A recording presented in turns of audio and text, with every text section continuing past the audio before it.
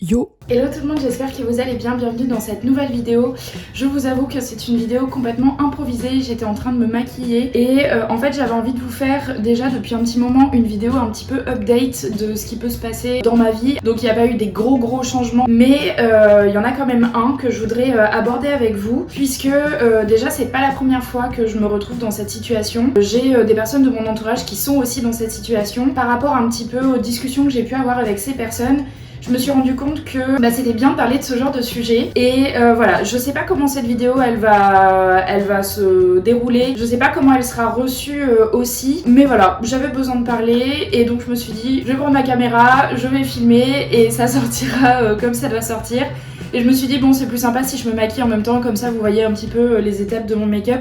Bon, je vous avoue que ça change pas trop de d'habitude, hein, c'est toujours plus ou moins les mêmes. Mais pour ceux qui n'ont pas vu ma vidéo justement make-up routine, quelque chose comme ça, je sais plus, au moins vous aurez un aperçu de ce que je fais et en même temps vous apprendrez aussi à me connaître. D'ailleurs pour ceux qui viennent d'arriver, et écoutez, bienvenue, merci à vous de vous être abonnés et j'espère que mon contenu vous plaît et qu'il continuera à vous plaire.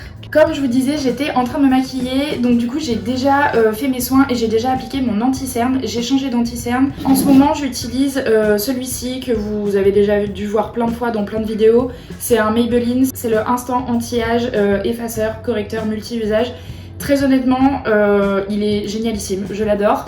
Il fait pas du tout d'effet de matière, il couvre très bien les cernes, même les petites imperfections quand il y en a. Il coûte vraiment pas cher, vous pouvez le trouver en grande surface. Donc il est vraiment super, je vous le conseille. Donc je vais simplement continuer avec ma poudre et en ce moment j'utilise celle de chez NYX. C'est la HD Studio Photogenic Studio et voilà, je vous la mettrai en barre d'infos si vous voulez. C'est la teinte 1 transparente. Du coup, comme je vous le disais, en fait, ce qui a changé dans ma vie actuellement, qui est quand même un gros changement, hein, c'est que je suis partie de la boutique où je travaille. Alors pas exactement parce que là on est lundi et il me reste officiellement cet après-midi et demain toute la journée à travailler avant d'avoir complètement terminé mon contrat. Je vous avoue que ça a été un petit peu précipité ce départ là. J'en avais parlé en début d'année, j'avais déjà l'envie de quitter la boutique où je travaille. Et pour ceux qui ne le savent pas, je travaille dans une boutique de vêtements sur La Rochelle. Et en réalité ça se passe très bien, avec ma responsable de la boutique, on n'est que toutes les deux. Ça se passe très bien aussi avec les clientes qui sont vraiment adorables, on a des clientes absolument exceptionnelles. La boutique est très jolie, j'aime beaucoup ce qu'on vend, les collections sont très belles. Mais je vous avoue que le métier en lui-même ne me correspond plus. Pourtant je suis quelqu'un de très sociable, mais j'ai plus envie de voir du monde. Même si encore une fois les clientes sont adorables, il n'empêche que ça prend énormément d'énergie et déjà c'est un métier qui est quand même fatigant dans le sens où on est toute la journée debout à faire beaucoup d'allers-retours dans la boutique, la réserve, on piétine énormément. Donc physiquement parlant c'est un peu fatigant, même s'il y a des métiers qui sont beaucoup plus fatigants, hein, ça c'est une certitude. Mais ça reste quand même un métier qui est quand même assez fatigant. Pour le blush, je mets un blush que j'avais acheté il y a très longtemps de Shein, qui est un blush un peu corail comme ça que je trouve hyper joli. Donc voilà, je mets pas de bronzer. Ah oui, je vous ai pas dit, j'ai arrêté de mettre de la BB crème. C'est pas la BB crème, c'est la CC crème de chez Herborian. Et j'ai arrêté de la mettre parce que en ce moment j'ai plutôt envie d'être un peu plus naturelle entre guillemets. Et donc je mets juste de l'anti-cerne, des fois un petit peu de bronzer pour réchauffer et sinon je mets que du blush et après je fais mon make-up des yeux et voilà, bon bref vous allez voir la suite. Donc comme je le disais, c'est un métier qui physiquement parlant est un peu fatigant, même si encore une fois il y a des métiers qui sont beaucoup plus fatigants que ça. Et ce qui prend aussi énormément, c'est évidemment le contact client. On voit du monde toute la journée, même si les clients sont adorables, il n'empêche que ça prend quand même beaucoup d'énergie. Et moi je vous avoue que je suis un peu une éponge émotionnelle et en fait je pense que j'ai du mal à comment dire... à me dégager un petit peu de tout ce que les gens peuvent me dire de manière générale, parce qu'en fait on a quand même un rôle un petit peu de psy. Je mets des gros guillemets aussi parce que encore une fois on n'est pas du tout formé et je ne me compare pas du tout à une psychologue, Mais c'est vrai que peut-être qu'il y a des personnes qui regardent mes vidéos qui sont aussi dans la vente ou qui ont des métiers à proximité avec des clients. Les clients se livrent beaucoup. Alors il y a une partie qui est très cool parce que encore une fois, moi j'aime bien le contact client et je suis quelqu'un de très empathique, donc j'aime aider les autres de manière générale et assez naturellement. Mais il n'empêche que sur du long terme, c'est épuisant, tout simplement. Et même si j'adore ça, en fait, encore une fois, j'ai du mal à extérioriser. Du coup, moralement, ça me prend énormément d'énergie et en fait, ça vient empiéter un petit peu aussi sur ma vie, du coup, plus perso, où je me rends compte que en ayant passé toute la journée dans la boutique, donc de 10h à 19h, en ayant vu énormément de monde, parce qu'à La Rochelle, on a quand même beaucoup de passages, surtout le week-end, le soir j'ai plus envie de rien faire et en fait je me renferme beaucoup sur moi-même. C'est pas du tout dans mes habitudes d'être comme ça, je suis plutôt quelqu'un qui aime passer du temps avec les gens, même si j'adore mes moments de solitude et que j'ai besoin de ça pour me recharger. Il n'empêche que voilà, j'aime quand même le contact avec les gens, surtout avec ma famille et mes amis, et je le perds de plus en plus parce que je suis épuisée de voir du monde toute la journée. Et ça, je vous avoue que c'est quelque chose qui est inenvisageable pour moi parce qu'encore une fois, j'ai besoin aussi quand même de passer du temps avec ma famille et mes amis.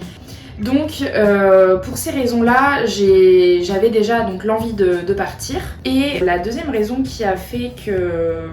En fait, la raison qui a un peu précipité les choses, je fais une toute petite pause dans mon histoire. J'ai une ancienne palette de Juvia's Place, pardon. Je sais pas si vous connaissez la marque, moi ça fait une éternité que je les ai. C'est des produits qui sont absolument excellents et qui coûtent pas très cher. Moi j'utilise juste là le fard un peu beige pour unifier ma paupière et le fard foncé pour faire mon trait de liner. Voilà pour la petite pause. Donc comme je vous le disais, il s'est passé en fait un peu un événement qui n'est en soi pas très très grave. Je vais pas forcément rentrer dans les détails parce que c'est assez long comme explication et ça vous intéresse pas plus que ça. Mais il y a eu un petit souci avec une de mes... Donc pas ma responsable de boutique, mais celle au-dessus. En fait, ça m'a beaucoup affectée, même si c'était vraiment dérisoire ce qui s'est passé. Et ça m'a beaucoup affectée parce que j'ai eu un peu l'impression de pas être vraiment considérée et d'être plus... un pion entre guillemets, et je me suis dit en fait c'est pas normal que ça se passe comme ça, surtout que je ne pensais pas du tout, mais ça a pris énormément d'ampleur.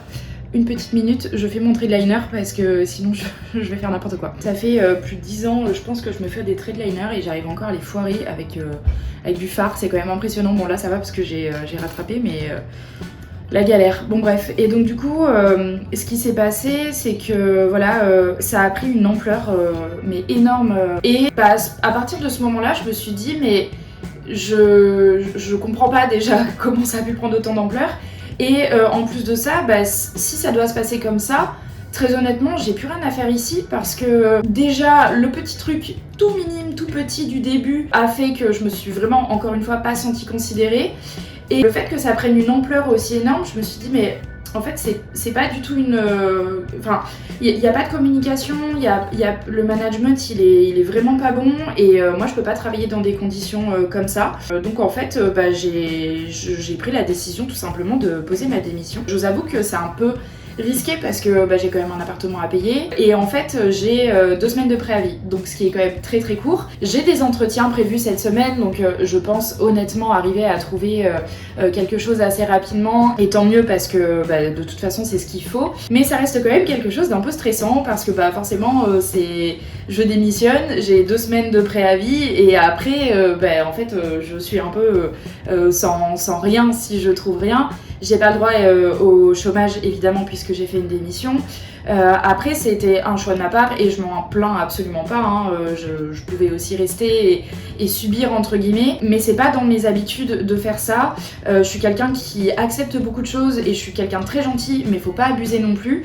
Et là j'ai trouvé en fait tout simplement que c'était abusé. J'ai pas envie de rester dans une situation qui est un peu toxique on va dire pour moi, que ce soit au niveau du travail ou même dans la vie de tous les jours. Donc je me suis dit en fait voilà ça sert à rien de continuer, et donc on s'arrête. Encore une fois, j'ai des solutions entre guillemets derrière, donc ça fait que je me retrouve pas vraiment sans rien et que je sais que je vais quand même pouvoir subvenir à mes besoins. Je suis pas en train de vous dire qu'à la moindre difficulté il faut démissionner, hein, c'est pas du tout ça. Surtout que, encore une fois, ça peut vous mettre vraiment dans la merde, on va dire. Et donc c'est pas forcément une solution en soi. Moi j'y ai réfléchi avant, ça faisait déjà quelques temps que je voulais partir, donc j'y réfléchissais déjà. Donc voilà, ne démissionnez pas sur un coup de tête sans y avoir réfléchi et sans avoir des ressources derrière. Par contre, là où je voulais en venir, c'était surtout de vous dire que, en fait, si vous n'êtes pas bien dans un travail, vous avez le droit de dire non, vous avez le droit, comme dans n'importe quelle relation finalement, de vous opposer à certaines choses. Le mieux, c'est d'avoir une communication et de réfléchir ensemble, de, encore une fois, communiquer avec vos supérieurs sur ce qui ne va pas, et j'espère pour vous que ce sera entendu et que les choses vont pouvoir bouger à votre avantage, ou en tout cas en harmonie avec les décisions aussi de la direction. Je vais continuer à maquiller parce que sinon ça n'avancera jamais. Je mets un tout petit peu de crayon brun pour relier le liner avec le dessous de mes yeux. J'aime bien faire ça en ce moment, et c'est un crayon qui vient de chez Yves Rocher qui est très bien. C'est pas la version waterproof, mais honnêtement il tient très très bien. Et si je vous parle de tout ça, c'est aussi parce que j'ai eu un retour hyper positif, enfin un peu mitigé, mais en tout cas hyper positif quand même, pour moi en tout cas, de la part d'une ancienne collègue de stage de chez Monoprix. Pour ceux qui ne le savent pas, j'ai fait des études de design textile, donc c'est de la création d'imprimés. Et j'ai fait un stage chez Monoprix l'année dernière, qui s'était trop bien passé, c'était trop cool.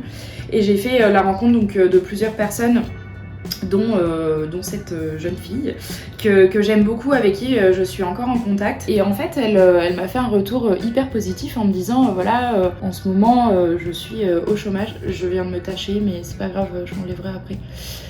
En ce moment donc elle est au chômage, elle cherche du travail désespérément dans le milieu du stylisme, et en fait elle me dit c'est hyper compliqué parce que elle habite donc à Paris. Qui dit habiter à Paris dit vivre dans 13-14 mètres carrés. Alors je sais pas exactement combien elle a, mais je pense que ça doit être de cet ordre-là. Et pour l'avoir vécu, et pour avoir vécu le chômage aussi sur Paris, c'est horrible. Enfin, très honnêtement, je pense qu'il y a beaucoup de personnes qui le vivent bien, mais il y en a aussi beaucoup qui le vivent très très mal. Évidemment, t'es au chômage, donc tu gagnes pas des milliers des cents, et donc ça te restreint quand même dans tes activités. Et en fait, encore une fois, pour l'avoir vécu, c'est très compliqué, et du coup je la comprends à 2000%. Elle me dit voilà, en fait je te remercie pour les vidéos que tu fais, c'est là où ça devient positif plutôt pour moi.